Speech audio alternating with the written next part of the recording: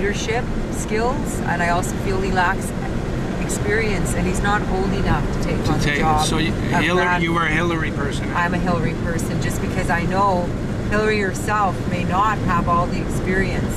However, you can be rest assured she's going to be dealing with a bunch of people, men and women, that do have the experience. She's strong, eh? Yeah. She's one tough Anybody woman. that can be married to Bill Clinton deserves to be president, as far as I'm concerned. She's a fighter too, Yeah. right? So do you think she's going to help Obama? Or what do you think her plans are going to be? Well, you know, it's sort of looking like she's going to step up to Obama's camp, eh? Yeah. That's what I'm seeing. Well, My concern about Obama, I'll be honest with you, George. What the hell do we know about this guy? Yeah. He just sort of come from nowhere. Obama is not an old American name. No. You know, we are... do you know where his mother and father? Who are they? His father's from Kenya, and he got a scholarship to come to the States. He was chosen. Yeah. And he looks white for me. But here's what happened. His father from Kenya came and went to a school in Kansas, a university, and met a white girl that he fell in love with, and they got married. So this white girl was like a redneck girl, and the family was totally against it, and she defied her entire family and married this black man from Kenya, and then Barack was born. Right? Is that the history? Yeah. I wonder, because I was watching him talk today. Yep. And then I looked at him and I thought, there's no way that you're not Yep. white too. You are white. Yep. But here's what happened. His dad after left him, and his mom was like a spiritual wanderer, and she went to Indonesia and then met another gentleman that she got married to that became his stepdad. And his name Obama came from his dad, who was a Muslim at that time, right? But his upbringing was based, like he grew up with a very spiritual mom, you know, that went to live in Indonesia and then Hawaii, and then came back to the States. And his grandparents looked after him, the ones that were against, you know, the marriage. Yeah. But they ended up cherishing the baby, you know, like Obama, and they looked after him. So he got, you know, some pretty good schooling, because you can tell. Yeah. You can tell. But he was very smart as well, and actually he was always the smartest in the class, and he was so smart that he won a degree to go to Harvard. Like he made his way, and he was chosen as the first, you know, black person to ever score such high marks. Well, he's educated. You could tell he's got a good thought process. Yeah. Like, I don't really have, I guess my only concern is about where does this guy come from, you know? Well, that's his history. So, in everything about Obama right now is either, like, there's a fear because he's a black man. And what he's trying to do is say that we should not be living with these fears anymore.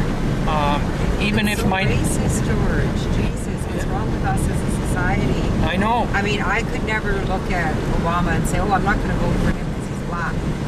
The fact that I didn't know. But even his name, you know, like he's been getting knocked around. I mean, he wasn't going to disown his name.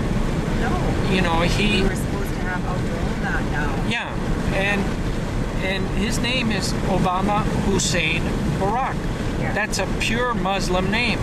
And at an age where there's extremist Muslims, and not all Muslims, there's extremist Muslims that are vying to destroy everything, you know, he's in a very challenging position. to do what he's trying to do. Yeah. So I think the key will be Hillary coming to his aid. And it sounds like she's gonna switch her camp and come to his aid. Yeah, because they can't have McCain become president because he's, like he's part of that bigotry. Yeah. That's been,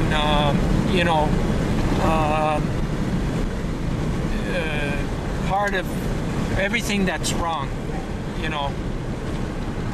And I mean, I stopped believing in politicians a long time ago, but it wasn't until I seen Hillary and Barack bring this new kind of hope, this new faith that there's a chance that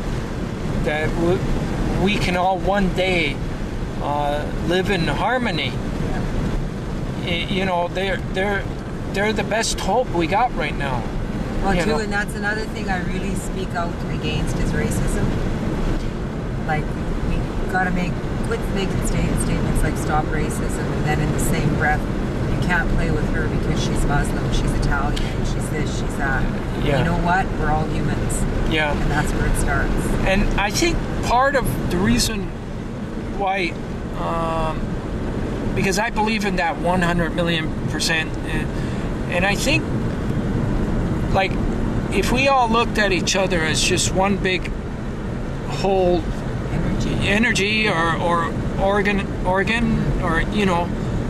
then it makes sense that if we can hug each other and love each other, then we can give to each other and give even parts to each other. Well, if you look at the water here and the water in BC, the water in Ontario, it's all going to look different. But the bottom line is it's still water. It's still an energy. It's all the same. Exactly. And people are much the same. Like, it's due to these, like I started challenging my beliefs. Why was it that I felt like I had to dial operator before I could talk to creator? Well, what it was it in my belief that was so ingrained to me that I had to practice a ritual that was given to me by European people before I could talk to the creator. And I know he's there, the sun's there even though it's not up all the time, but I couldn't make the connection, I couldn't understand. And when I started challenging my Catholic beliefs, I actually recently just quit going to the Catholic Church. I was raised very strong Catholic and continued to practice Catholic rituals all my life. And then just found myself not really content with that and not really having a clear understanding why I was doing that. Yeah. Just that I was doing it. And I thought, no, this isn't cool. Not anymore. I'm not, I'm not 10 anymore, and I'm not going to be told, just believe this because that's not how real life works. And it's the same as addictions, George. Yeah. I don't believe for a moment that, okay, AA has helped some people, but the bottom line is addiction. If you look up addiction, obsession, and compulsion, they're all the same thing. Yeah.